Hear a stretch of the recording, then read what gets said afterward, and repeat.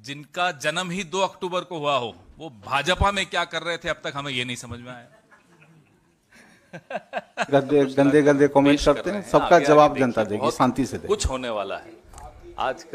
आजकल साहब 24 घंटे जाग रहे हैं। जानते ना कौन है साहब जो 24 घंटे जाग रहे हैं?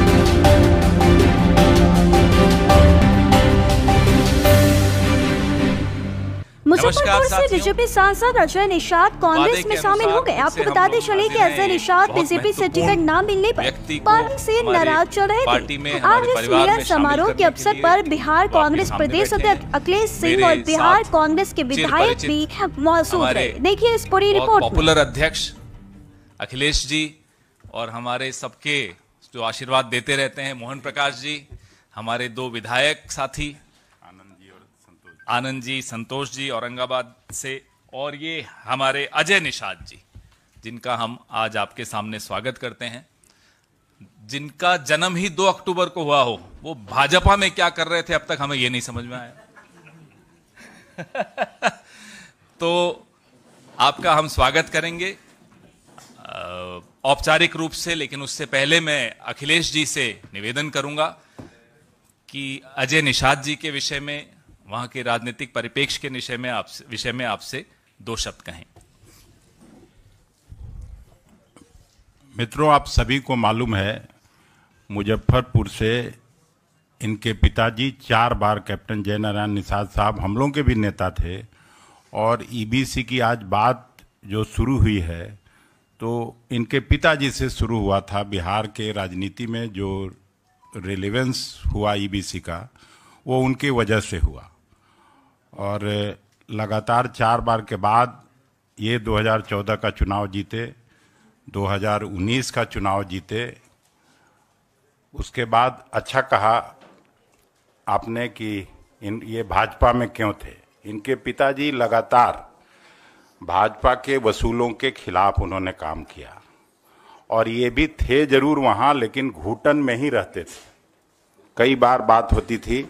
इसलिए कांग्रेस परिवार में मैं इनका स्वागत करता हूं, और मुझे पूरी उम्मीद है कि इनके आने से पूरा मुजफ्फरपुर के इलाके में, दरभंगा, मधुबनी, चंपारण के इलाके में न केवल ईबीसी वोट हम लोगों की तरफ आएगा, बल्कि इनके व्यक्तित्व और कृतित्व से निश्चित रूप से कांग्रेस संगठन को भी मजबूती मिलेगी।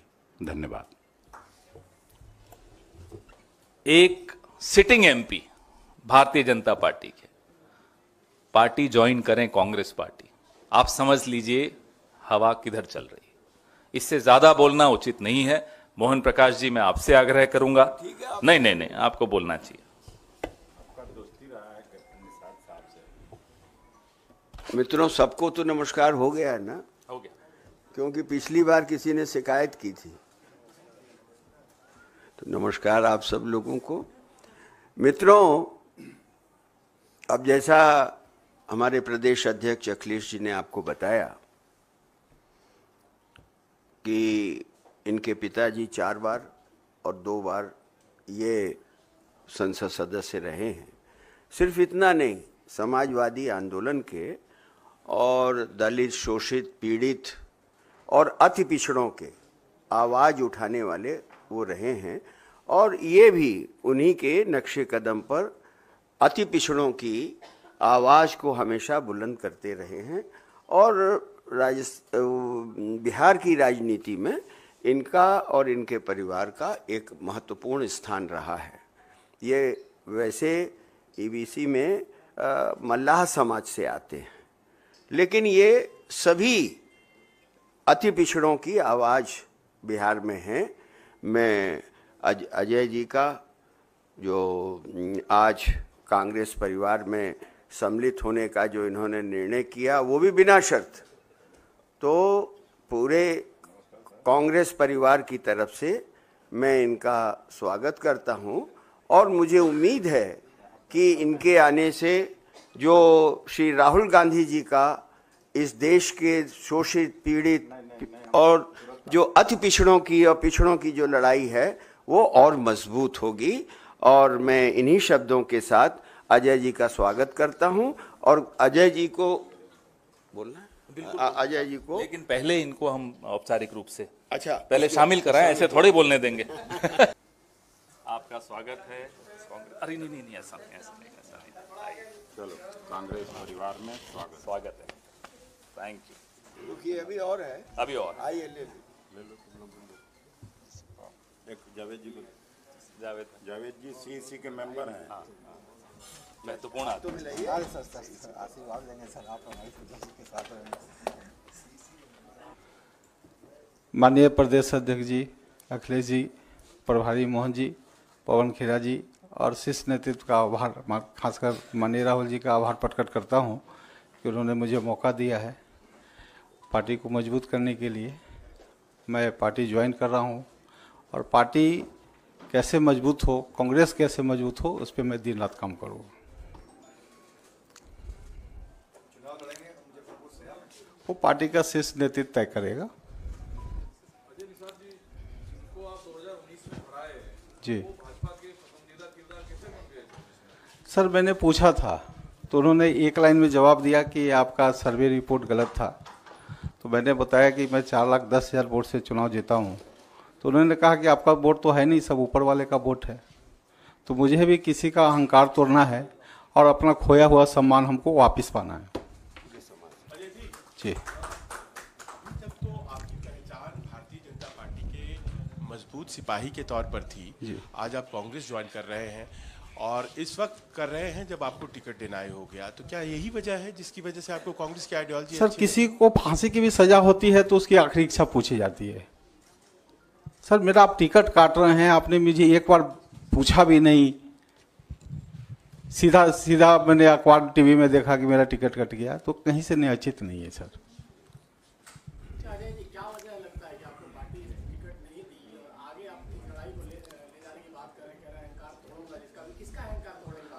सर, आप सब समझ रहे हैं ना सर, सब समझ रहे हैं ना।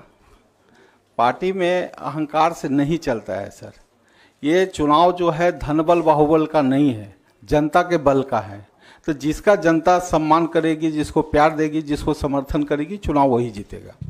और जो ये लोग जो अहंकार फैला रहे हैं, खासकर सोशल मीडिया में जो भी कमेंट करते हैं, गंदे गंदे कमेंट करते हैं, सबका जवाब जनता देगी, शांति से देगी।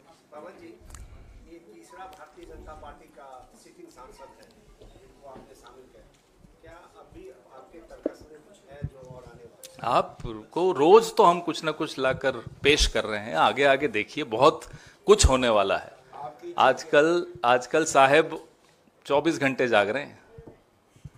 जानते ना कौन है साहब जो 24 घंटे जाग रहे हैं? जो पहले 18 घंटे जागते थे, अब वो 24 घंटे जाग रहे हैं, इतने चिंतित हैं।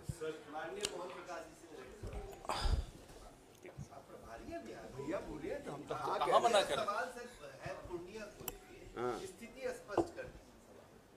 आरजेडी ने सिंबल दे दिया है, पप्पू यादव कह रहे हैं चुनाव लड़ेंगे वो और आलाकमान का इंतजार है उनको। क्या अगर वो पार्टी डिसिप्लिन को तोड़ते हैं तो उन पे कार्रवाई होगी, या आप लोगों ने उनको ये कह रखा है कि फ्रेंडली फाइट के लिए आप जाइए, चुनाव लड़िए, पार्टी आपके साथ है? स्थिति पूर्णिया में और पप्पू यादव को लेकर क्या है? आपकी प्रश्न बड़ा अच्छा है। आपकी जो जिज्ञासा है बहुत अच्छा है, लेकिन जो हमारा समझौता हुआ है उस पर हाईकमान की सहमति और स्वीकृति के बाद होता है। ठीक है, अब अगर ऐसी परिस्थिति आएगी तो फिर हाईकमान उस पर फैसला लेगा। ठीक है, 4 तारीख को पर्चा भरने का ऐलान, तो 4 में तो अभी 48 घंटे बाकी हैं। अजय जी, कल आप राहुल गांधी से मिले, तो क्या उन्होंने आपको हरी झंडी दे दी है? जैसे पार्टी में शामिल होने की हरी झंडी दी, क्या चुनाव लड़ने की भी हरी झंडी दी है? और एक अखिलेश जी से सवाल है कि सर, सीईसी हुए 2 दिन हो चुके हैं, बिहार से लेकर दिल्ली तक इंतजार हो रहा है तीनों सीटों पर कैंडिडेट के ऐलान का, तो वो कब तक हो जाएगा? पहले आंसर कौन करे, वो भी कुछ बता दीजिए। अब वो आप तय करिए सर, माननीय राहुल जी से मैं मिला था, 10 मिनट की चर्चा हुई थी, तो उन्होंने पूरे कांग्रेस के विजन को हमको समझाया था कि पार्टी आगे क्या विचार कर रही है। और मुझे इस बात की प्रसन्नता रही कि जो हमारे पिताजी का विजन था, पिताजी भी हमारे वंचित समाज की राजनीति करते थे, जो सबसे दबे कुचले के थे।